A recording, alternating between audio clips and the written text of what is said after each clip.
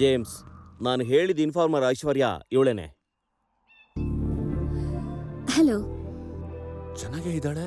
ಕೊಲೆಯಾಗಿರೋ ಕೃಷ್ಣಮೂರ್ತಿ ಮನೆ ಎದುರುಗಡೆ ನೀವಿಬ್ರು ಇದ್ದು ಅವ್ರನ್ನ ಅಬ್ಸರ್ವ್ ಮಾಡಿ ಇನ್ಫಾರ್ಮೇಶನ್ ಕಲೆಕ್ಟ್ ಮಾಡಿ. ಅದ್ ಹೆಂಗ್ ಸುಂದರ್ ಪಾಂಡ್ಯನ್? ಒಬ್ಬ ಟೀನೇಜ್ ಹುಡುಗ, ಒಂದು ಟೀನೇಜ್ ಹುಡುಗಿ ಒಂದೇ ಮನೇಲಿ ಜೊತೆಗಿರೋದು ಅಂದ್ರೆ ಅಣ್ಣ ತಂಗಿ ಅಂತ ಉಳ್ಕೊಳ್ಳಿ. ಇವಾಗ ಅಣ್ಣ ತಂಗಿ ಅಂತ ಹೇಳ್ತೀವಿ ಅಂತ ಅಂದ್ಕೋ, ಅದಕ್ಕೆ ಅಪ್ಪ ಅಮ್ಮ ಕುಲ ಗೋತ್ರ ಲೊಟ್ಟೆ ಲಸಗು ಅದು ಇದು ಎಲ್ಲ ಕೇಳ್ತಾರೆ.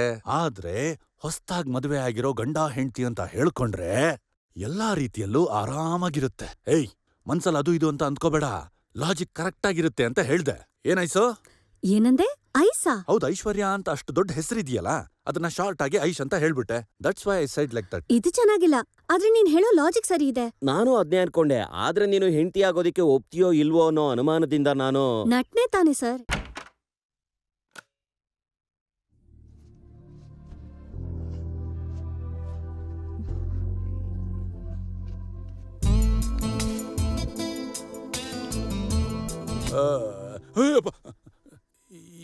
ಏನಿದು ಇದ್ದಕ್ಕಿದ್ದಂತೆ ಹೊಸ ಅವತಾರ?